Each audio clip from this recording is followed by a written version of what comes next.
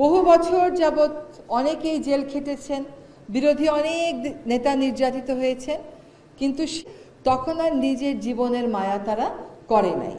এই যে মায়াটা ছেড়ে দিয়ে সেই দেশটা গড়তে গেলেও ওই নিঃস্বার্থ আত্মত্যাগী জায়গা থেকেই দেশটা গড়তে হবে। হিসাব নিকাশ করে কিন্তু দেশ গড়ার আসলে আমাদের সুযোগ নাই। আপনাদেরকে সেজন্য আসলে কোনো অভিনন্দনই যথেষ্ট না তো আপনাদের জন্য, কিন্তু তারপরেও আবার অভিনন্দন জানাই। একটা কথা বলি, আজকে আমরা জেলে থাকা কারাবন্দীদের কথা বলছি তো, আর পারতেন না, আপনি চিন্তা করতে পারতেন না। ফোনে কথা বললে বলতাম হোয়াটসঅ্যাপে করেন, হোয়াটসঅ্যাপে মানতো না বলতাম সিগন্যালে করেন, সিগন্যালে না মানলে অনেক রাতে হয়তো বা দেখা যেত আসিফ ভাই রিক্সা করে একটু অনেক রাতে আমার বাসায় আসছে একটা গোপন কথা বলার জন্য। সে গোপন কথাটা কিছুই না, যে এটা এরকম চলছে, আমরা কি করতে পারি, আমরা কেমন করে এটার প্রতিবাদ জানাতে পারি। তো আমার কাছে ওই সময়ের দেশটাকে আসলে দেশ মনে হয় নাই, আমার কাছে ওই সময় দেশটাকে না জেলখানাই মনে হইতো। আমরা কয়েকজন গিয়েছিলাম আয়নাঘর দেখতে। বিদেশে কিন্তু এরকম আয়নাঘরগুলোকে আপনি সাউথ আফ্রিকাতে গেলে দেখবেন, এমনকি আমেরিকাতেও আছে। এই আয়নাঘরগুলোকে এক ধরনের জাদুঘর করে ফেলে, যাতে করে অত্যাচারী শাসকেরা কি করে অত্যাচার করত প্রজন্ম থেকে প্রজন্ম মানুষ এটা দেখতে পারে এবং তখন বুঝতে পারে যে অত্যাচারী শাসকদের আসলে কি পরিণতি হয়। তো এই আয়নাঘরগুলো তো আমাদের সেই নিষ্ঠুর ইতিহাসের একটা অংশ। আজকে যখন এখানে বসে আয়নাঘরে থাকা অনেকের বর্ণনা শুনেছি, আজকে যখন এইখানে বসে জেলে থাকা মানুষদের বর্ণনা শুনলাম, আমার কাছে কিন্তু আয়নাঘরের সাথে জেলে থাকা মানুষের কষ্ট কোনো অংশে কম মনে হলো না। ও কিন্তু প্রত্যেকটা জেলখানাকেই আসলে আয়নাঘর বানিয়েছিল, মানে হয়তো আয়নাঘরের জায়গা হচ্ছিল না, তাই জন্য জেলখানাগুলোকে সে আয়নাঘরের মতন করেই বানিয়েছে। আমরা এখানে আরেকটা গল্প বলি। একদিন মাঝরাতে ঘুম ভেঙেছে, দেখি নূর ভাই ফোন করতেছে। সে ফোন করছে, আমি ফোন ধরতে পারিনি, পরে সে একটা SMS দিল, আপা এইবার আমাকে এত মেরেছে, আমার ব্লিডিং বন্ধ হচ্ছে না, আমার মনে হচ্ছে এবার আমাকে মেরে ফেলার জন্যই আসলে তুলে নিয়েছে। এটা কিন্তু জুলাই মাসের কথা না, তারও অনেক আগে। প্রথমে তো ওকে মারতই। ওর নামটা আমার ফোনে সবসময় ভিপি নূর নামে সেভ করা।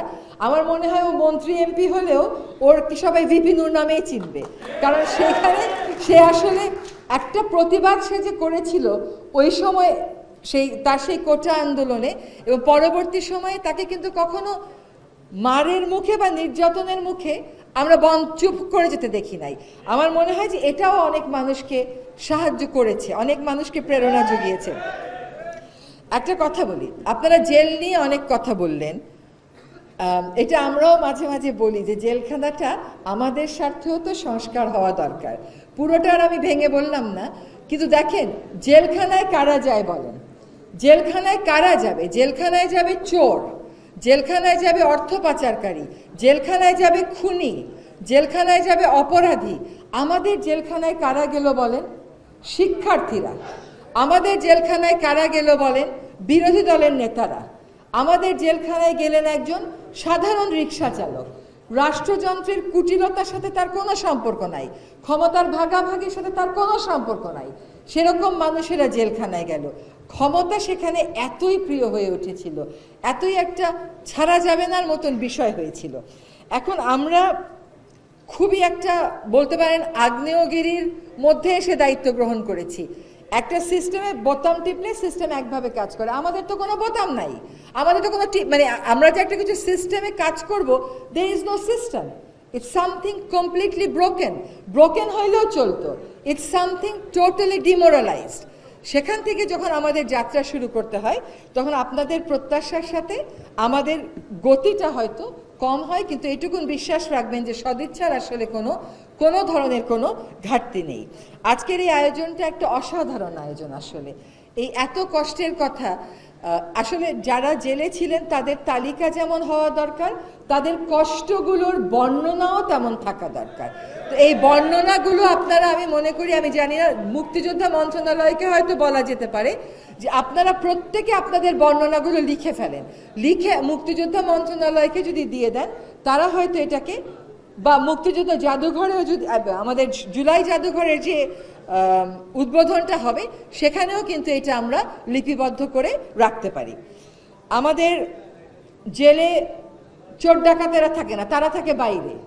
অত্যাচারী শাসকেরা থাকে না, তারা থাকে বাইরে। কাজে এখানে আমাদের ক্ষমতার ভারসাম্যের যেমন আমূল, আপনি জেলখানাটা খুব সুন্দর করে বানালেন, কিন্তু লাভটা কি হলো? সেখানে যদি ভালো মানুষকেই নিয়ে ঢুকান তাহলে তো যা পরিবর্তন চান তা হলো না। কাজে রাষ্ট্রের যে ক্ষমতার ভারসাম্য সেইখানে আমাদেরকে পরিবর্তনটা আনতে হবে। কোনো কোনো দেশ আছে জানেন, জেলখানা ভেঙে ফেলতেছে, কারণ তাদের দেশে জেলে ঢুকানোর মতন অপরাধী পাওয়া যাচ্ছে না। আমরা তো সেই সমাজের স্বপ্ন দেখব। সেটা আপনারা একটা কথা বলেছেন তালিকা, আমি মনে করি তালিকার পাশাপাশি বর্ণনাটাও আসলে আমাদের অবশ্যই সংগ্রহ করে রাখা উচিত। আরেকটা হচ্ছে পুলিশ সংস্কার এবং কারা সংস্কার, এই কাজগুলো নিয়ে, এই কথাগুলো নিয়ে আমাদের মধ্যে আলাপ আলোচনা হচ্ছে। এত প্রাধিকারের এত লম্বা তালিকা, কোনটা রেখে কোনটা করা হবে। কিন্তু আজকে আপনাদের যে কষ্টের বর্ণনা শুনলাম, এর আগেও শুনেছি, দীর্ঘ এত বছর যাবৎ যারা কারাগারে গেছেন, এমন অনেকেই আছেন যারা 15 বছর নিজের বাড়িতে থাকতে পারেন নাই, চাকরি বাকরি করতে পারেন নাই, এরকম তো অনেকেই আছে, তাই না? ফলে এই পুরো জিনিসগুলো যারা জুলাইয়ে কারায় ছিলেন তাদের বর্ণনা, এবং যারা ওই রকম নির্যাতনের শিকার হয়েছেন স্বৈরাচারের হাতে, তাদের সকলের বর্ণনা নিয়ে, তালিকা নিয়ে এটা কিভাবে সংগ্রহ করা যায় আমরা নিশ্চয়ই উপদেষ্টা পরিষদে আলোচনা করব এবং আপনাদেরকে আশা করি একটা ইতিবাচক সিদ্ধান্ত জানাতে পারবো। অনেক ধন্যবাদ।